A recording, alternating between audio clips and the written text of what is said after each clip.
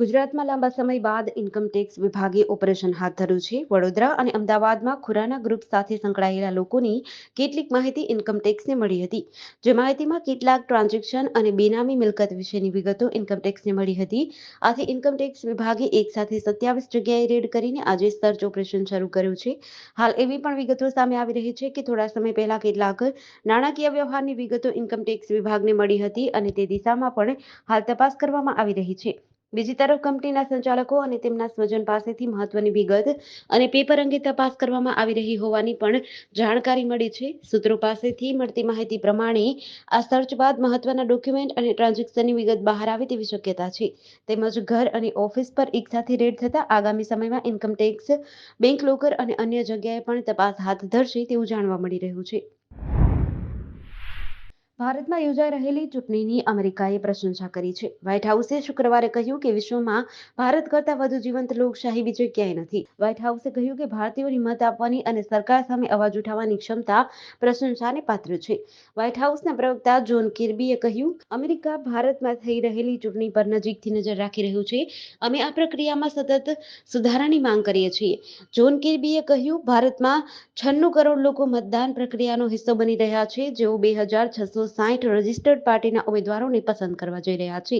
ભારતીય હજારો ઉમેદવારોથી 545 સભ્યોને ચૂંટે છે, જેના માટે 10 લાખથી વધુ મતદાન મથકો ઊભા કરાયા છે. વ્હાઇટ હાઉસનું આ નિવેદન એવા સમયે આવ્યું છે જ્યારે ગ્લોબલ મીડિયા ભારતમાં યોજાઈ રહેલી ચૂંટણીને લોકતંત્ર માટે ખતરો ગણાવી રહ્યું છે.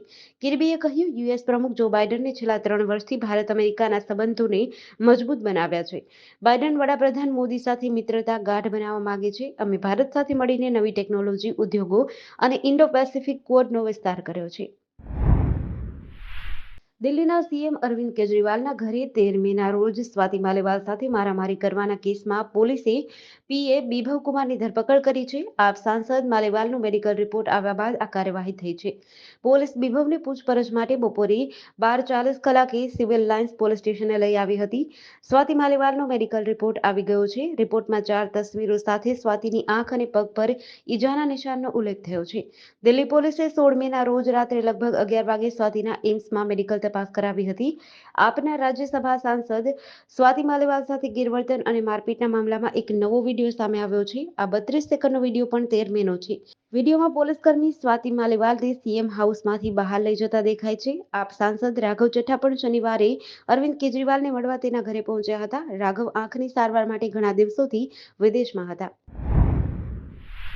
ગુજરાત રાજ્યમાં અનેક મદ્રેસા ચાલે છે, જેમાંથી અનેકનું મેપિંગ થઈ ચૂક્યું છે, જ્યારે કેટલીક મદ્રેસાનું મેપિંગ નથી થયું. આથી રાષ્ટ્રીય બાળ અધિકાર સંરક્ષણ આયોગે ગુજરાત રાજ્યના મુખ્ય સચિવને સમન્સ પાઠવ્યો છે. એમાં રાષ્ટ્રીય બાળ અધિકાર સંરક્ષણ આયોગ દ્વારા રાજ્યની તમામ શાળાઓમાં અભ્યાસ કરતા વિદ્યાર્થીઓને લઈને સર્વે કરવા સૂચના આપવામાં આવી છે. જેમાં ઉલ્લેખ કરવામાં આવ્યો છે કે મદ્રેસામાં અભ્યાસ કરતા બાળકોએ સામાન્ય શિક્ષણ લેવું આવશ્યક છે. આથી મદ્રેસામાં અભ્યાસ કરતા બાળકો સામાન્ય શિક્ષણ લે છે કે નહીં એનો સર્વે કરવા સૂચન કરવામાં આવ્યું છે. જેથી આજથી તમામ મદ્રેસામાં શિક્ષણ વિભાગ દ્વારા સર્વે હાથ ધરવામાં આવ્યો છે. એમાં શિક્ષકોનો કેટલો પગાર, સ્ટુડન્ટ્સ અન્ય સ્કૂલોમાં ભણે છે કે કેમ, બાળકોની ઉંમર સહિતનું ચેકિંગ હાથ ધરાયું છે. આ અંગેનો રિપોર્ટ તૈયાર કરી શિક્ષણ વિભાગને સોંપવામાં આવશે. સ્કૂલ બોર્ડના શાસનાધિકારી એલડી દેસાઈએ જણાવ્યું હતું કે ધાર્મિક શિક્ષણની સાથે બાળકોને પ્રાથમિક શિક્ષણ આપવું એ અંગે રાજ્ય સરકાર ચિંતિત છે.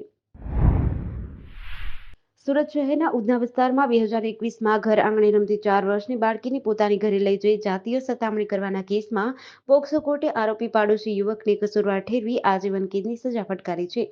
2.15 લાખનો દંડનો હુકમ પણ કર્યો હતો અને પીડિતાને વળતર પેટે ₹10 લાખ ચૂકવવાનો પણ આદેશ કર્યો છે.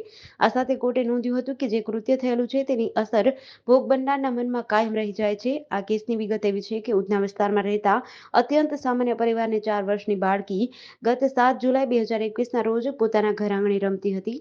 ત્યારે પાડોશમાં રહેતા 21 વર્ષના યુવક પ્રશાંત લક્ષ્મણ મોરે બાળકી ઉપર નજર બગાડી હતી અને બાળકી પાસે આવી, હું પણ તારી સાથે રમીશ, તને કંઈક ખવડાવીશ તેવું કહી તેને પોતાના ઘરે લઈ ગયો હતો.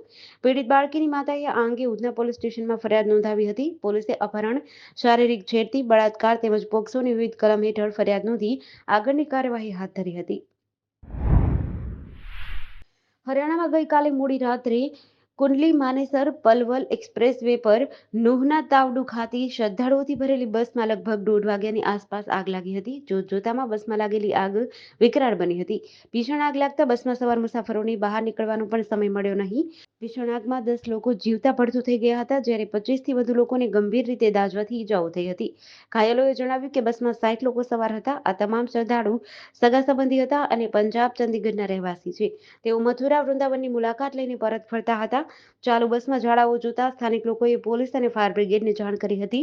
લોકોએ પણ આગ ઓલવવાનો પ્રયાસ કર્યો હતો. ફાયર બ્રિગેડે ઘટના સ્થળે પહોંચી આગ પર કાબુ મેળવ્યો હતો. તાવડુ ગામના કેટલાક રહેવાસીઓએ જણાવ્યું કે જ્યારે તેઓ બસને આગ લાગતી જોઈ ત્યારે તેઓએ ડ્રાઈવરને બોલાવીને તેને રોકવા કહ્યું, પરંતુ બસ ઊભી રહી ન હતી. સુરતના વેડ રોડ ખાતે પ્રેમ લગ્ન કરીને રહેતી પરિણીતાએ તેના પતિ સાથેના ઝઘડાના કારણે કંટાળીને આપઘાત કરી લીધો હતો. પરિણીતાના પિતાએ ચોકબજાર પોલીસ સ્ટેશનમાં તેના પતિ સામે આત્મહત્યાની દુષ્પ્રેરણાનો ગુનો નોંધાવ્યો હતો, જેથી પોલીસે આરોપી પતિની ધરપકડ કરી વધુ કાર્યવાહી હાથ ધરી છે.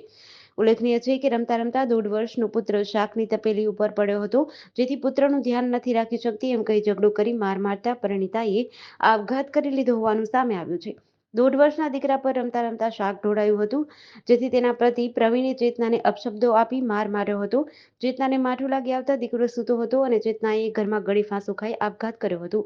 ચેતનાને તેનો પતિ હોસ્પિટલ લઈ ગયો હતો, પરંતુ તેનું મોત નીપજ્યું હતું. પોલીસ તપાસમાં પતિના ત્રાસથી આપઘાત કર્યાનું સામે આવ્યું છે. ભરૂચના નંદેલાવની સચ્ચિદાનંદ સોસાયટીમાં રહેતો ઈસમ બાઇકની ચોરી કરી તેને ફેરવતો હતો. આ ચોરીની બાઇક લઈને તેને મિત્રો કામ અર્થે લઈને બહાર નીકળતા જ એલસીબી પોલીસે ઝડપી પાડ્યો હતો. જોકે પકડાયેલ ઈસમે આ બાઇક તેના મિત્રની હોવાનું જણાવતા એલસીબી તેના મિત્રને દબોચી લીધો હતો. આ બાઇક ચોર ઈસમ પાસે ફરવા માટે બાઇક ન હોય. ચોરીનો વિચાર કરી 3 મહિના પહેલા આનંદ રેસ્ટોરન્ટ પાસેથી બાઇક ચોરી હતી. પોલીસે તેની પાસેથી એક મોટરસાયકલ મળી ₹20,000નો મુદ્દામાલ કબજે કર્યો છે. પોલીસની પૂછતાછમાં તેણે જણાવ્યું આ બાઇક તેના મિત્ર પ્રિન્સ રાયની છે, જેથી પોલીસે તેને સાથે રાખી નંદેલાવની સચ્ચિદાનંદ સોસાયટીમાં રહેતા મિત્ર પ્રિન્સ રાયને ઝડપી પાડ્યો હતો. આ બાઇક અંગે પ્રિન્સની કડક પૂછતાછ કરતા તે ભાંગી પડ્યો હતો. આશરે 3 મહિના પહેલા તેની બાઇક નહીં હોય, જેથી તેણે બાઇક ચોરી કરવાનું વિચાર્યું અને 11 વાગ્યે ભરૂચ એબીસી ચોકડી નજીક આનંદ રેસ્ટોરન્ટ પાસેથી બાઇકની ચોરી કરી તેની નંબર પ્લેટ ફેરવી તેને ફેરવતો હોવાનું કબૂલાત કરી હતી. ગુજરાતમાં નકલીની બોલબાલા વધતી જોવા મળી રહી છે, ત્યારે રાજકોટમાં ખાનગી ઓફિસમાં નકલી આરટીઓ કચેરી કાર્યરત હોવાનો ભાંડાફોડ થયો છે. આ કચેરીમાં ટેસ્ટ આપ્યા વગર જ મોટી ફી વસૂલી 2 વ્હીલર અને 4 વ્હીલરના લાયસન્સ આપવાના કામ કરવામાં આવતા હતા. આ માટેની જાહેરાત કરતી એક પોસ્ટ સોશિયલ મીડિયા પર મૂકવામાં આવી હતી. રાજદીપસિંહ રાજપૂત ઓફિશિયલ નામના ઇન્સ્ટાગ્રામ એકાઉન્ટ પર સ્ટેટસ મૂકી જાહેરાત કરાઈ હતી, જેમાં લખ્યું હતું કે 2 વ્હીલરનું લાયસન્સ હોય અને 4 વ્હીલનું લાયસન્સ હોય વગર ટ્રાયલે પાસ કરવું હોય તો 5,500માં થશે. જ્યારે બીજી એક પોસ્ટમાં લખ્યું હતું કે 2 વ્હીલર અને 4 વ્હીલરનું લાયસન્સ કઢાવો વગર ટ્રાયલે માત્ર ₹8,000માં. સમગ્ર મામલો રાજકોટ આરટીઓ કચેરીને ધ્યાને આવતા પુરાવાઓ એકત્રિત કરી ડ્રાઇવિંગ લાયસન્સમાં ખેલ પાડતા લોકોને ઝડપી પાડવા તપાસ શરૂ કરી છે. તપાસ બાદ ફરિયાદ સાથે વધુ કાર્યવાહી કરવામાં આવશે.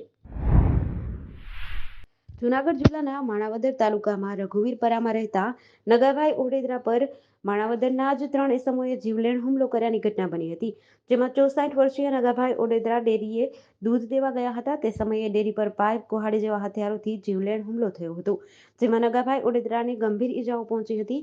જે મામલે નગાભાઈ ઓડેદરાએ માણાવદર પોલીસ સ્ટેશનમાં મારામારી, હત્યાનો પ્રયાસ સહિતની કલમો હેઠળ ફરિયાદ નોંધાવી હતી. જ્યારે 1.5 વર્ષ અગાઉ થયેલ માથાકૂટનું મનદુખ રાખી આ 3 ઈસમોએ વૃદ્ધ પર હુમલો કર્યાનું પોલીસ તપાસમાં સામે આવ્યું છે. બીજી તરફ સમા પક્ષે વૃદ્ધ પર જાનથી મારી નાખવાની ધમકી આપવાની ફરિયાદ દાખલ થઈ છે. આ હુમલામાં વૃદ્ધ ગંભીર રીતે ઘાયલ થયા, તેમને સારવાર માટે હોસ્પિટલે ખસેડાયા હતા, જ્યાં વૃદ્ધ પર હુમલો કરનાર 3 શખ્સો વિરુદ્ધ હત્યાની કોશિશ કર્યાનો ગુનો દાખલ કરી વધુ તપાસ હાથ ધરી છે.